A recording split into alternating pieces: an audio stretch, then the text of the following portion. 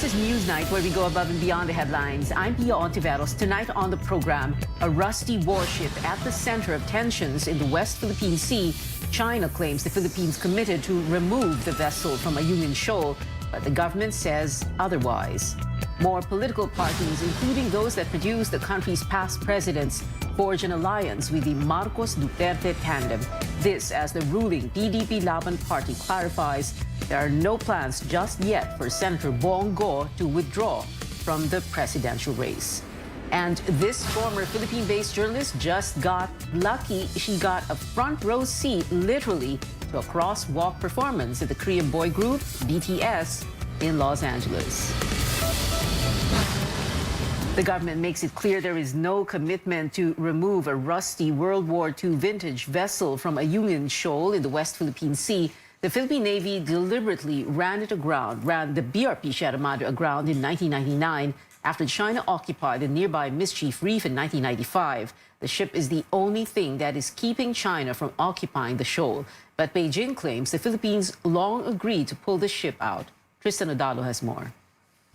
The Defense Department refutes China's claims that the Philippines commits to remove BRP Sierra Madre in Ayungin Shoal. In a statement, Defense Chief Delfin Lorenzana says that BRP Sierra Madre has been on Ayungin since 1999 and the government should have removed it if there is any commitment. Lorenzana insists that Ayungin Shoal is within the country's exclusive economic zone and continental shelf. The country also maintains sovereign rights in the area through the UNCLOS and the Arbitral Tribunal's 2016 ruling favoring the Philippines. The defense chief accuses China of trespassing. He also says the Chinese have no business in the West Philippine Sea. On Wednesday, the Chinese Foreign Ministry demanded that the Philippines honors its commitment and remove BRP Sierra Madre from Ayungin Shoal. Beijing added that the resupplying mission was only allowed due to, quote, a special arrangement and out of humanitarian considerations. In a forum on Thursday, Lorenzana maintains the country's position on Ayungin Shoal, while retired Supreme Court Senior Associate Justice Antonio Carpio says that China is bullying its Asian neighbors and emboldened by its Coast Guard law. That China is bullying its smaller neighbors in the South China Sea. China's new Coast Guard law brings back the world to the turbulent era before the 1945 UN Charter, when the armed force or war was a legitimate means of acquiring territory or settling disputes between states. Disputes the West Philippine Sea is our main concern. China remains aggressive in asserting its claims in the South China Sea, seriously challenging our interest in the area. I told the Chinese ambassador that no one can prevent us from doing what we have to do within the West Philippine Sea, where we have sovereign rights by international laws. This is not the first time that Beijing talked about a certain commitment allegedly made by the Philippines. China also made the same remarks in 2014 but was disputed by the DFA. Tristan Odalo, CNN Philippines. In a series of tweets, Foreign Affairs Secretary Teddy Locsin echoed President Duterte's remarks at the recent summit with China and other Southeast Asian nations, condemning Beijing's recent attack on Philippine boats and urging the Asian giant to exercise utmost self-restraint and adhere to international law. Lawmakers and aspirants strongly rejecting China's demand to remove the BRP Sierra Madre from Ayungin Shoal. Senator Grace Poe says China has no right to dictate what the Philippines can do within its waters. She describes Beijing's statement as another, quote, display of utter arrogance and aggression that we must not take sitting down. Re-electionist Senator Joel Villanueva also says trespassers have no right to issue an eviction order. Meanwhile, presidential aspirants believe the Philippines should not withdraw its outpost from Ayungin Shoal.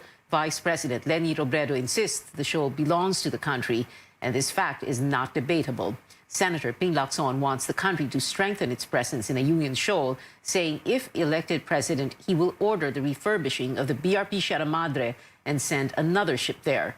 Lacson also insists having a balance of power among other countries will best serve the interest of the Philippines. Hindi naman ito subject to opinion kasi meron ng ruling. Meron ng ruling yung arbitral tribunal. Kaya nga lagi nating inuulit-ulit na kung covered na siya ng ruling ng arbitral tribunal, hindi naman tayo kailangan makipagdebate. Klaro na bahagi ito ng ating EEZ At yung meron tayong sovereign rights over dito, dapat yung enjoyment ng resources doon ay exclusive para sa mga Pilipino. Ang kailangan doon, ma-prevent natin yung war, pero kailangan merong balanse. Hindi yung isa lang yung nambubuli at yung maliit na bansa lagi nabubuli. So yun, nando tayo ngayon at yun ang aming direksyon na ipopursue. Kailan palakasin natin yung ating alliances through bilateral and multilateral agreements sa mga bansa na pwedeng, na may sariling interest din, ano? Another aspirant, Manila Mayor Isko Moreno, says if he were commander-in-chief now, he would encourage all fishermen to go to the disputed waters and send Navy and Coast Guard ships to protect them.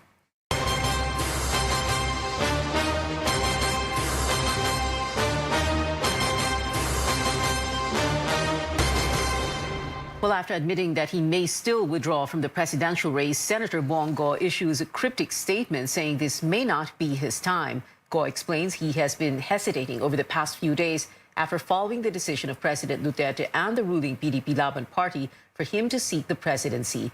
He also cites dirty politics but did not elaborate. The senator says he is committed to public service but adds, quote, "Sa ngayon, baka hindi ko pa po panahon," unquote. He hints at making a sacrifice for the sake of the president and their supporters.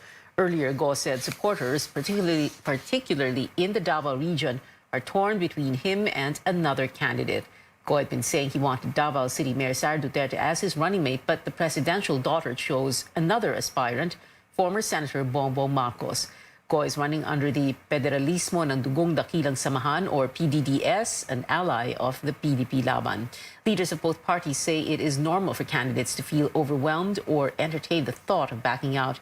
And Go, they say, was just being honest about it.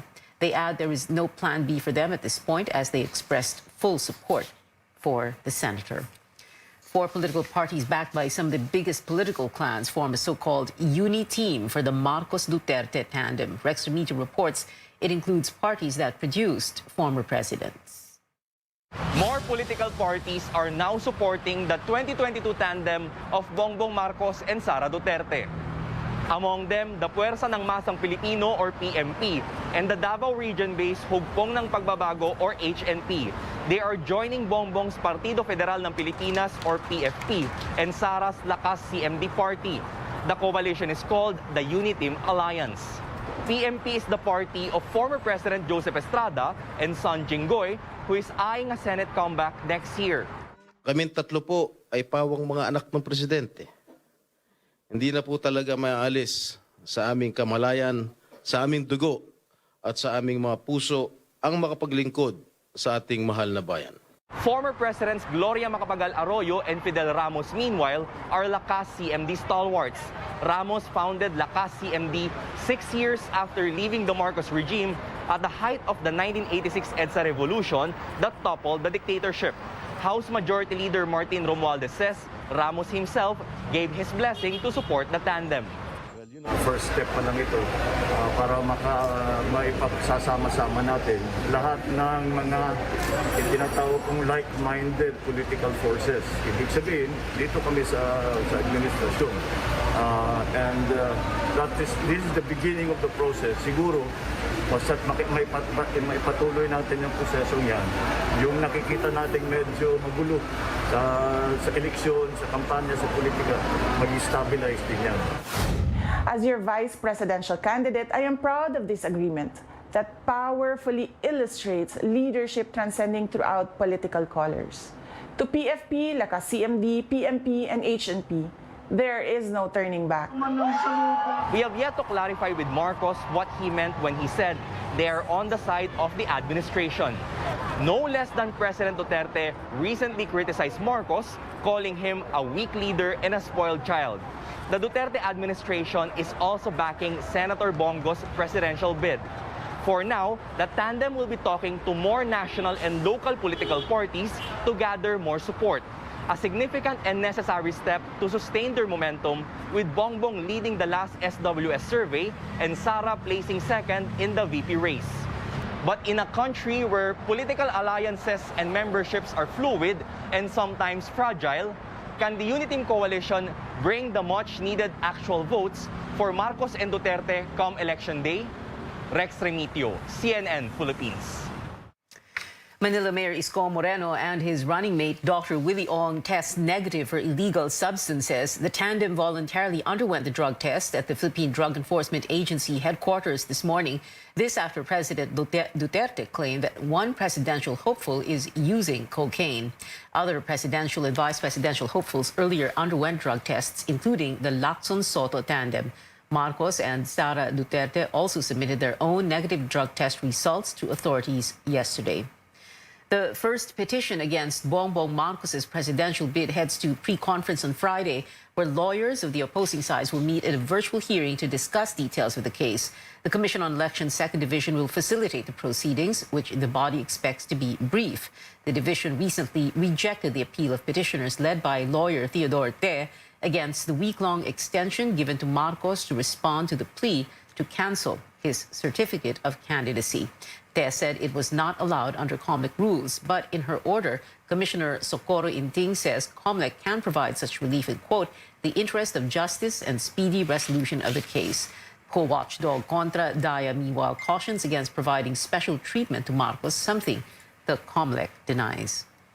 Kailangan naging fair, ano? So kailangan siguro sagutin niya ng COMELEC. Bakit ganoon? Matatawag na ba yung special treatment?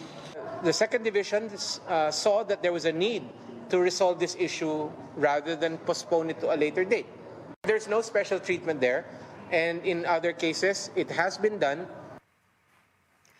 Marcos faces 4 petitions opposing his presidential bid. Meanwhile, the former senator seeks to declare his opponent, Tiburcio Marcos, as a nuisance candidate, saying his candidacy mocks the electoral process. All cases have yet to be resolved.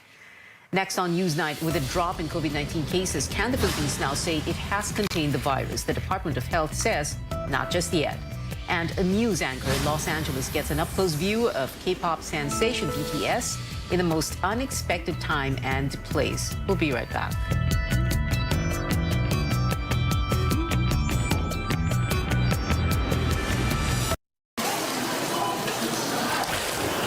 Make a splash at mealtime with Pure Foods Seafood Delights. 100% real seafood goodness.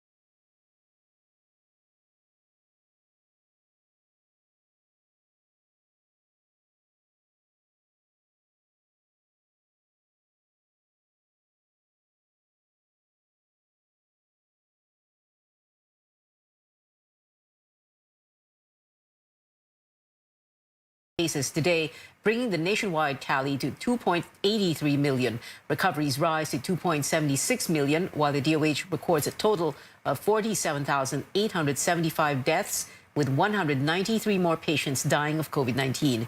It is the 9th day in a row that daily fatalities have gone above 100. The positivity rate, meanwhile, is at 2.8%. The country has kept the figure below 5% for 13 straight days. If it is sustained until tomorrow, it means the Philippines has put COVID-19 under control according to the World Health Organization. But for Health Undersecretary Maria Rosario Vergeire, it is not yet time to declare the country has contained the coronavirus. Vergeire says the DOH is coordinating with the WHO to identify the process and factors for disease control. She also cites past cases where the country experienced surges after bringing down transmission. Marami pang uncertain sa nangyayari sa atin. So kailangan natin ng longer period to assess and to evaluate what's happening. Kailangan din natin makonsidera, meron pong iba't ibang settings at iba't ibang sitwasyon ang bawat regional area natin. So maaari na ang NCR, mataas na ang bakunahan dito, tapos ang ating community response has been intensified. But if we compare to other areas in the country, some of the areas in the country, mababa pa rin ang pagbabakuna. Nakikita pa rin natin na kailangan pa natin tulungan ng local governments nila for them to intensify their community response. At saka pangatlo, kailangan handa ang health system kapag nasabi natin na nakakapag-control tayo ng isang sakit. So kailangan pang pag-aralan maigi, further studies, further evaluation, because a lot of things are very uncertain at this point.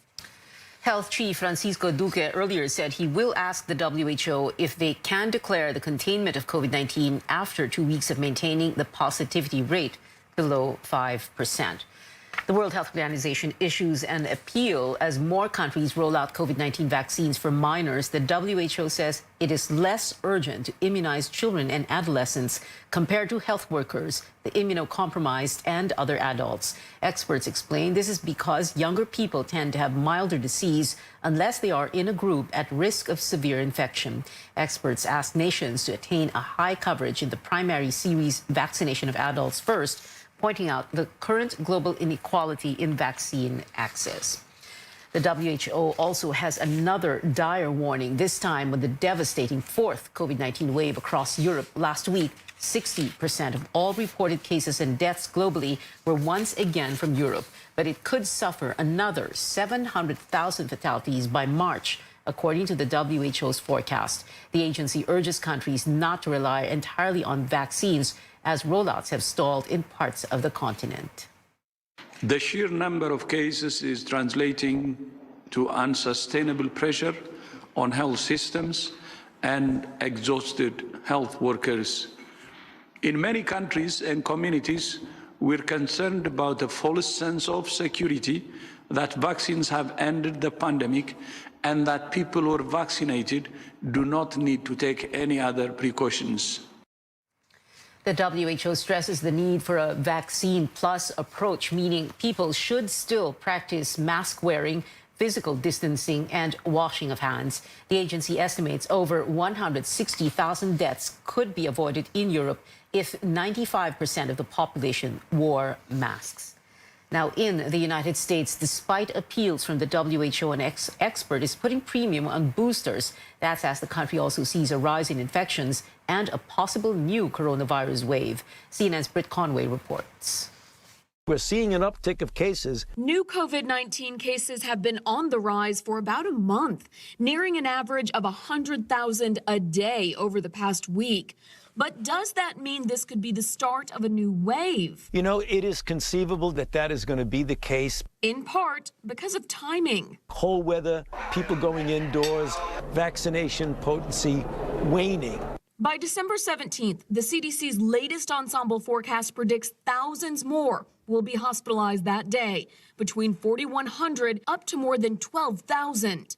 And by December 18th, it predicts the total number of deaths will hit between 794,000 and 822,000. Based on where the death toll stands now, that could mean between 20 and 48,000 more Americans will die from COVID-19 over the next 3 weeks. But we can do something about it. We still have about 60 million people, adults in this country, who are eligible to be vaccinated, who've not gotten vaccinated. So the vaccination push continues, along with the push for the fully vaccinated to get boosters. And one expert believes boosters could make the biggest difference. Increasing the rate of protection for those who are already protected, but giving them that extra boost, I think that will have a shorter and quicker impact than getting the unvaccinated vaccinated. I'm Britt Conway reporting.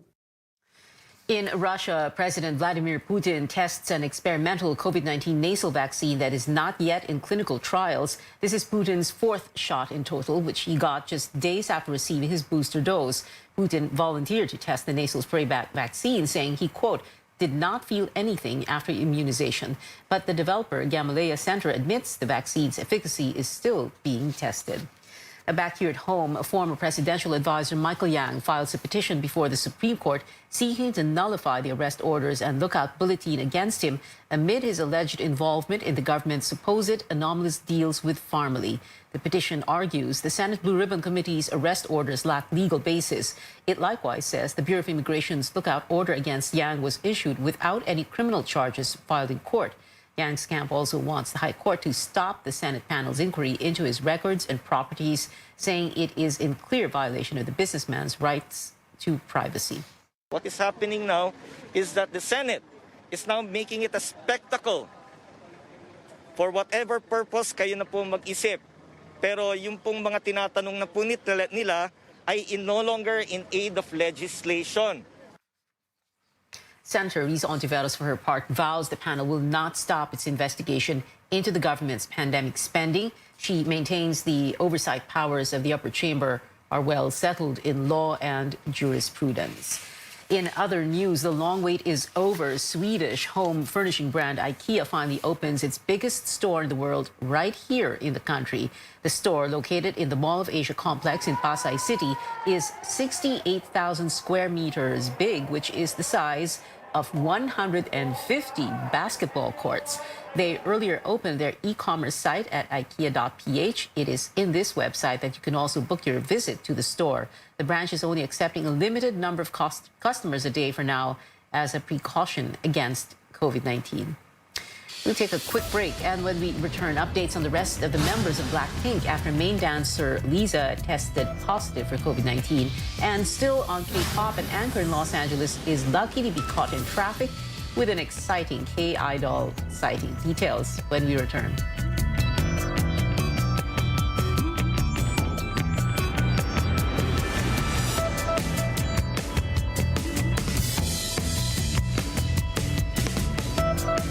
Love.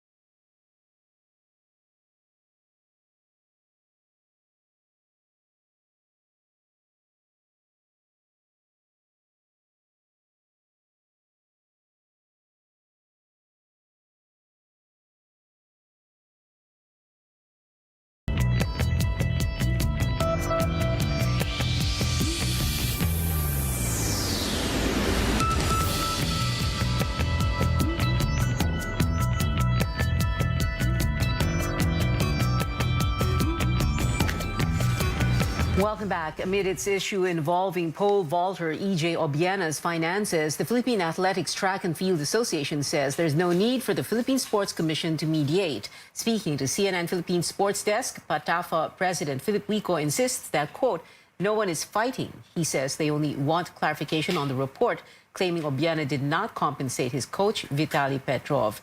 Wico also says the governing body is only following its mandate to investigate the matter. in aid of policy making ito. Even in aid of legislation, ika nga ng mga mambabatas. So, gusto lang namin maliwanagan. Sabi ko, masama ba magtanong? After all, kami naman ang mananagot dyan. Hindi ba? Kami mananagot sa PSC, sa COA. Obiena and Petrov have both denied the athlete failed to pay 85,000 euros or 4.8 million pesos in coaching fees to his Ukrainian mentor.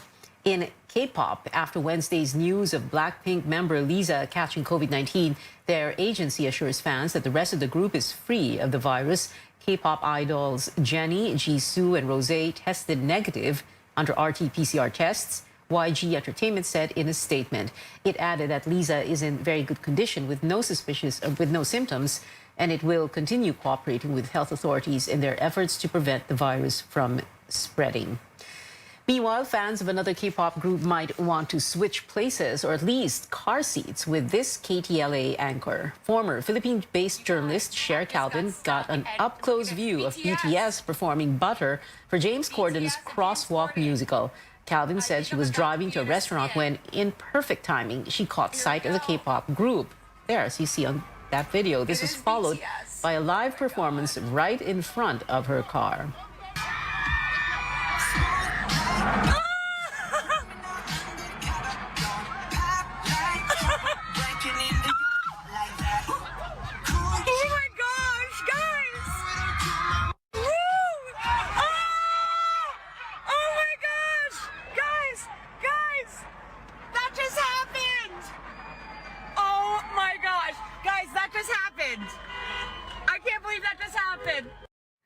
That just happened, Swetini Shera. Fans in Los Angeles still have a chance to see BTS perform live. The first of 4 in-person permission to dance on stage concerts is just 2 days away. And before we go, Filipino Marvel fans get an exclusive treat with Eternals hitting the big screen earlier than expected. The much-awaited adventure action film is set for an early limited release in select theaters in Mega Manila. Screening will run from 6 p.m. on November 29th until November 30th. Eternals features a team of superheroes who lived long before Iron Man, Captain America, and other Marvel icons. It's set to premiere nationwide on December 1st. Here's CNN's David Daniel with a look. We have helped them progress and seen them accomplish wonders. Eternals have nurtured humanity for 7,000 years. We have never interfered until now. Oscar-winning director Chloe Zhao went from indie films to the MCU. I had to pitch for it, and we both have to look at each other and go, there's something about what you're offering we really want. And that's when I have the project. Ajak, played by Salma Hayek, leads the team. I had given up on the hope of Marvel noticing that I existed, and it was just amazing. The diverse cast includes Lauren Ridloff as the MCU's first deaf superhero. I love that my deafness is not seen as, a driving point to a story. It's just, it's just an asset. And Kumail Nanjiani as its first South Asian superhero. I wanted him to be the opposite of most of the opportunities that I'd gotten and most of the opportunities that brown men have gotten in Hollywood, So usually either we play terrorists, I wanted him to be full of joy, the opposite of that, or we're nerds and I wanted him to be cool, or we're weak and I wanted him to be strong. So I just sort of was like, what is something that I haven't gotten to do that we don't usually get to do? Let's be the opposite of all that.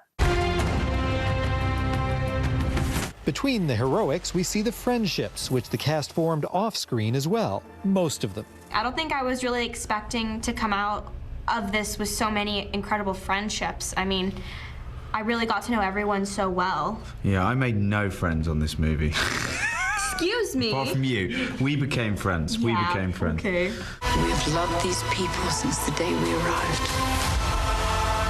When you love something, you protect it. In Hollywood, I'm David Daniel. And that is it for now. It is 30 days before Christmas. Join me again on News.ph at 7 p.m. I'm Pio Ontiveros for Newsnight, where we go above and beyond the headlines.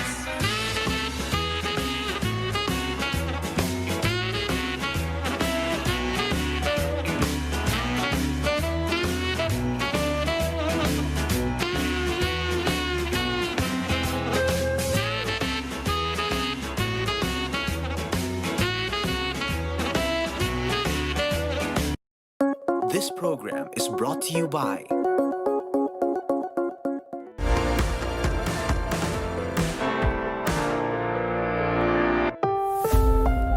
As the country grapples with the highly contagious... It contains themes and scenes which may not be suitable for very young audiences. Parental guidance is advised.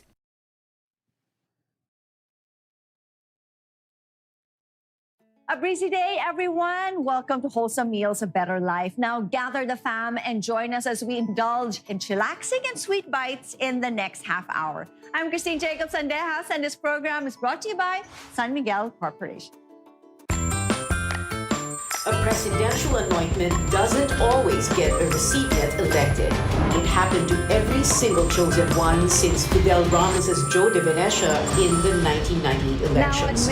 So now the question is, will President Duterte break the cycle by getting wrong-time right-hand man and now Senator Bongo elected as president? Now, what's the best way for you to do that? Well, of course, share good food, enjoy hearty meals, and have a refreshing kwentuhan with the whole family. Good evening, I'm Pia Ontiveros. Welcome to your weekly political appointment fix, Politics as Usual. Our guests for tonight, political strategist Malu Tequia joining us via Zoom, and campaign advisor for Senator Ping Lacson, former Secretary Ronnie Puno. Good evening to you, Malu, and good evening, Sec Ronnie. Thank you very much for being here. Let's begin with you, Secretary Ronnie Puno. Tell us the story again of the 1992 elections and how FDR won. Monching Mitra was chosen by the LDP to beat Standard Bearer, and the administration of Cory Aquino was expected to support him. So what happened so that we can get a better appreciation of presidential anointments and how they affect the process? I don't know what the internal developments are within the LDP at the time, but at some point, President Aquino decided to support President Ramos, who broke away from the party and formed his Lakas Party. And I am sure my actually, the bulk of the LDP remained with Speaker Mitra, although the people closest to President Aquino really started to help President Ramos. So it was a very rather short campaign, but very effective one. And I think that if we're talking about the power of presidents to help their designated successors, I think President Aquino was probably the biggest factor in making President Ramos win. Of course, President Ramos had his own popularity because he was an acknowledged hero of the EDSA revolution. Yeah. And yung campaign EDSA 92, naalala? Correct, yes. He capitalized on the fact that the people believed in him because of his performance during the EDSA revolution, and even as a cabinet minister during the early periods of President Aquino's term. So both the record in his long public service, plus the popularity because of EDSA, I think contributed to his victory. But of course, the health of President Aquino and their close allies were critical in his winning. Okay, so it was the anointment by, well, at the time, still a popular president, Cory Aquino. And then, like you said, FDR's record and EDSA hero status. And then the other not so best-kept secret was a Ronnie Puno. No, actually, those things get blown out of proportion. Actually, the candidate was a great candidate. Yeah. He was working with the machinery of a very popular sitting president, and I think those were the main factors. And there were 7 candidates, if you will remember. Yes, yes. So you didn't really need to win, half of the electorate. Just 23%. Yeah, exactly. And that was probably in the reserve of votes that they already both had in any case. And then, as opposed to someone like Monching Mitra, veteran politician. They even called him a traditional politician, a trapo, as opposed to a new face.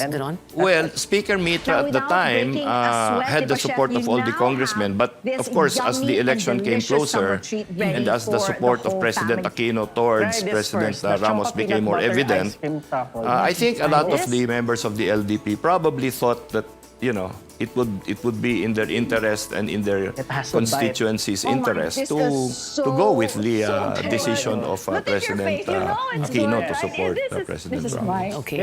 Well, Malu, Tikia, back in 1992, where were you at the time, and who were you with, and how did you view presidential anointments at that time? Malu? Magnolia. And of course, we have the s'mores and fudge I wasn't with any presidential candidate Red then. Magnolia Gold Label ice cream I was s'mores. doing congressional races. But essentially, it was conventions during that So time the fudge is different were very from the important. chocolate coating of And our you would see truffles. that So this one is a little bit after on that the thin LDP convention, side, when So many Speaker textures Mitra here, was Chef. You know, you proclaimed, have that soft everyone and thought that chewy would have been the marshmallow. And of course, candidate it's also a little until bit crunchy now because of the fudge. Secretary I'm super Ramos happy bolted you out, and enjoyed it was our a summer dramatic treats, Christine. I am so happy. stance So, Chef, once again, the made recap by para sa Secretary, ating, the Defense Sure. Secretary, We have the chocolate and he was peanut able butter ice to cream truffles group made with together all and Magnolia Gold Label ice put cream, that chocolate party peanut butter, and specially effectively made with run the the Skippy campaign. peanut butter. And So the my s'mores sense and with fudge endorsement s'mores essentially made is special with you the have to newest look at Magnolia the Gold Label ice approval cream rating s'mores. of the So person surprise your endorsing. family with these new Do flavors they from have the Magnolia Gold so-called Label ice cream. You can turn them into delightful desserts such as what do you call these. this? The Well, at the tail, time, Cory the Magic. tail of the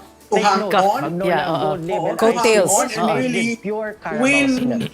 That's why Yeah, it's coattails creamier and based on tastier. the strength They of the also don't use endorser. any artificial We've flavors. seen from that And time if you want to on, get yours now, Magnolia Gold Label the ice cream endorsers comes never in a really 450 ml figured solo out pack for after only 150 pesos President each, Ramos. and a 1.3 liter tub Until for family sharing. Or you can I have it guess on your phone, and that's there has priced been at no only successful 350 endorser pesos. Oh, wala. And you can to grab them to in convert leading supermarkets and their grocery stores candidate near you. into You the can winning also column. order it online Okay, and have so it talagang delivered combination to your of home. factors. Just So, visit the mall, that's ito, today, sanmiguel.com.ph, 2021, we're looking at your the San Miguel 2022 online election. So we store. have And you can also find President Magnolia Duterte, ice he cream wants and Bongo as his frozenmanila.com, successor. Instamart, And there's a ice cream saying that lovers, goes, and Icebox Manila, making it ice up, by cream the way, no? stash, Shopee, presidential and Lazada. anointments Now, in just a few can only clicks, do you so can much. enjoy So, Magnolia ice you know, cream you have at a the comfort of popular your President Duterte. So thank you so much, is Chef, it for all too that you've shared. simplistic to So say have no dahil fear, popular Chef Randy si will be back Digong with and he more likes summer Bong, treats just therefore for you. those who like So do stay Digong with us here at will Wholesome vote for Meals Bong. We're going to Better ask our guests tonight, Ronnie Puna and Malu Tikia, to answer that question. When we come back, Politics as Usual will be right back.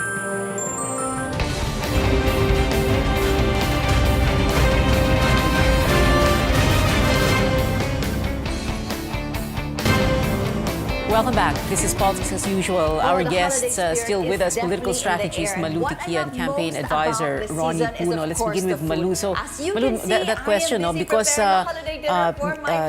Digong, so people like Digong, and Digong likes Bong. So people will vote for whoever Digong likes. Not as simple as that, right? And this one that I'm preparing right now is for my baby. Yeah, it's not that simple as that. For the basic reason, Senator Go came into our midst only in 2016. So that's like 5 years and 5 months being in the public realm. And it's not easy as just because you're the aide, everyone will follow the president. Yes, we have a very popular president, but it takes more than just being around and being active in the arena. If you're going to look at tandems, the tandem of Lacson and Soto have all the experience, combined experience.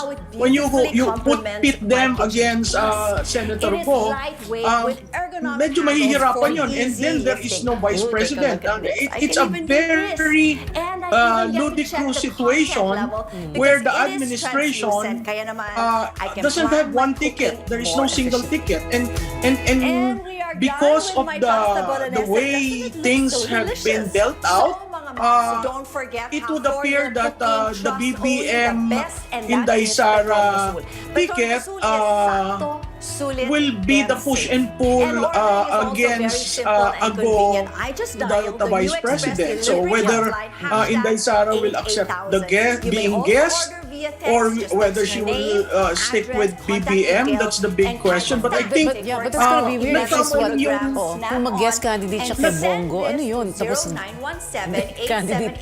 0917-878-8000. After Di ba, ordering, napakahirap you'll get a nun, call napakahirap from the Gasol Express i-explain sa delivery taong hotline bayan. to Kaya nga verify yung your contact movement details ng and dalawa, si order. BBM And at si Mayor Your Sara Gasol Satagong, will be delivered nakita to mo you talagang after verification. silang Just dalawa ang remember to gumagalaw. also order from Sa the tingin Petron ko, that Gasol would be a Express strategy, delivery that it will be a tandem. nationwide They will move as a hotline. tandem, All calls to the hotline as everyone should, are free because it's worldwide. going to be very So, hard to get a split try ticket this new Petron Gasol in and 2022. level Yeah. up your Well, Gasol kanina kitchen sabi mo, di ba, experience experience, para no? When Bongo says, and because he is the anointed of Rodrigo Duterte, when Bongo says, may experience ako because I had an up-close and personal view of, the presidency because I was by the president's side the whole time. Is that good enough? Is that going to be good enough? No. No, for me it's not, because it takes more than just that to be president.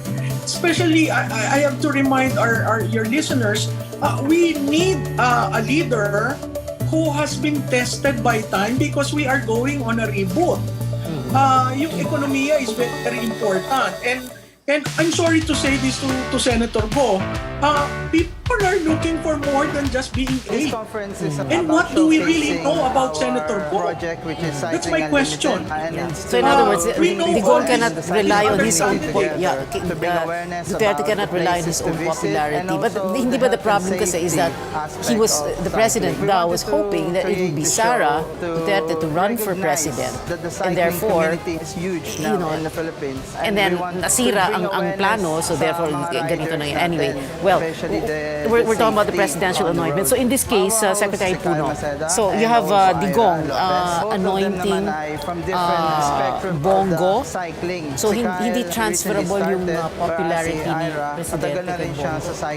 Well, as you said, no, wala naman na-transfer na popularity from the very beginning except for President Aquino. And there are very many reasons for that. Now, the first reason, I guess, is it's very hard for a president to recommend somebody that is better than him. No? Kasi siyempre, presidente ka na. You've been ruling the country for 6 years. Sino naman ang maituturo mo na sabihin mo, mas magaling sa akin yan? None, because nobody would have had the experience that you had. And as Malu says, experience is very important. No? For example, the experience, as she says, of Senator Lacson and Senator Soto, that is unparalleled anywhere. I mean, there's nobody else has that kind of an experience. No? So they don't really need endorsements from anybody. Their endorsement comes from their own performance itself. No, they have proven in everything that they have done that they have the wherewithal, the experience, the courage, and the discipline to be able to do what needs to be done. But as experience president. because they're both senators. So, Yes. what if Bongbong Marcos say, well, I was a senator, I was a governor, I was a congressman. Well, That that's doesn't true. amount to Then you go experience. down and look at whatever the experience and the performance of each one has been. No? I mean, where have they really been and what have they really done? And I guess that's where we need to go during this election. Not just analyze what moves they make and react to every next surprising move somebody makes, no? But we really have to sell our messages to the people, convince the people that our programs and the experience of our candidates are really what's going to make a difference in their future. Yeah. So, Bongbong Marcos has, of course, had done a lot of things also in his career. But I guess, if you compare, we used to stop corruption in the ranks of the police. Okay. And I think